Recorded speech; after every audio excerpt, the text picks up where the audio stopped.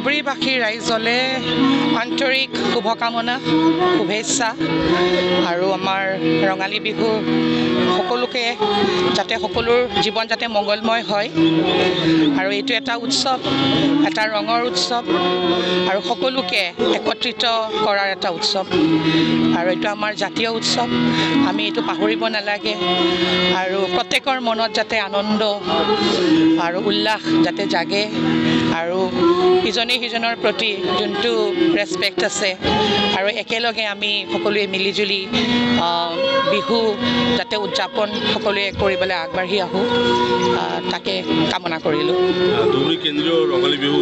উদযাপন কমিটি যিজনে বছৰে বছৰে পালন কৰি আহিছে সেইটো চাই কেনে লাগিব বহুত বেছি মই ইনস্পায়াৰ্ড হৈছোঁ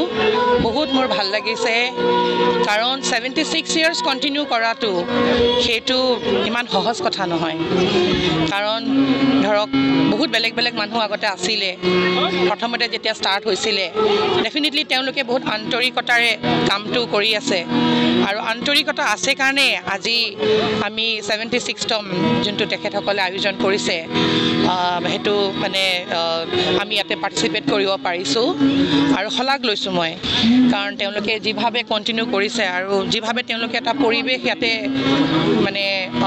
গঢ়িছে ইয়াত সকলোৱে আগবাঢ়ি আহিছে বহুত মানে মই অল্ড জেনেৰেশ্যনৰ মানুহ দেখিছোঁ তেখেতসকলে নিশ্চয় প্ৰত্যেক বছৰে ইয়াতে চাগে আহে গতিকে তেখেতসকলক মোৰ ফালৰ পৰা মানে বিশেষভাৱে মই তেখেতসকলক ধন্যবাদ জ্ঞাপন কৰিম আৰু আজি যিসকল নৱপ্ৰজন্ম আছে আমাৰ এই এণ্টায়াৰ ৰিজনৰ তেখেতসকলেও যাতে আমাৰ যোনটো বিহুৰ যোনটো মেছেজ যোনটো তাৎপৰ্য সেইখিনি যাতে আমি আমাৰ লগতে যাতে তেওঁলোকে যাতে বুজে আৰু যাতে আমি আমাৰ যোনটো